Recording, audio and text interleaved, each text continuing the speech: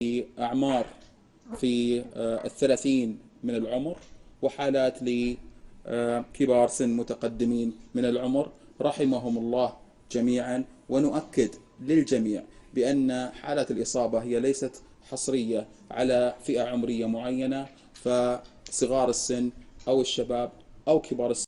बिस्मिल्लाहिर्रहमानिर्रहीम।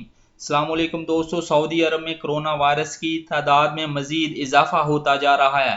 सऊदी अरब के वजीर सेहत ने प्रेस कॉन्फ्रेंस करते हुए बताया है कि आज सऊदी अरब में नए मरीजों की तादाद 382 सामने आई है, जबकि मुल्क में मजमूई तौर पर 4033 मरीज सामने आ गए हैं, जिसमें से 3261 एक्टिव केस हैं और 67 मरीजों की हालत नॉर्मल बताई जा रही है, जबकि रिकवर होने वालों की तादाद 720 तक पहुंच गई है और अब तक 52 अफराद मुल्क में कोरोना वायरस की वजह से जिंदगी की बाजी भी हार गए हैं।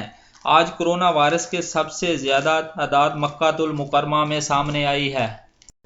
आज मक्कातुल मुकरमा में 131 केस सामने आए हैं और मदीनातुल मुनव्वरा में 95, रियाज में 76, जद्दा में 50, दमाम में 15, यम्बो में 5, सब्त अलाया में 3, अल हफूफ में 3, अल खुबर, अल ताइफ, मिसान, अल शमली में एक मरीज सामने आया है। दोस्तों, मेरी वीडियो अगर अच्छी लगे तो अपनी राय का ज़रूर इजहार कीजिएगा और मेरा चैनल गल्फ उर्दू न्यूज़ ज़रूर सब्सक्राइब कीजिएगा और बेल का बटन ज़रूर दबाइएगा। शुक्रिया। अस्सलाम वालेकुम व रहमतुल्लाहि व बरकातुहू। फ़ी ईमान अल्लाह।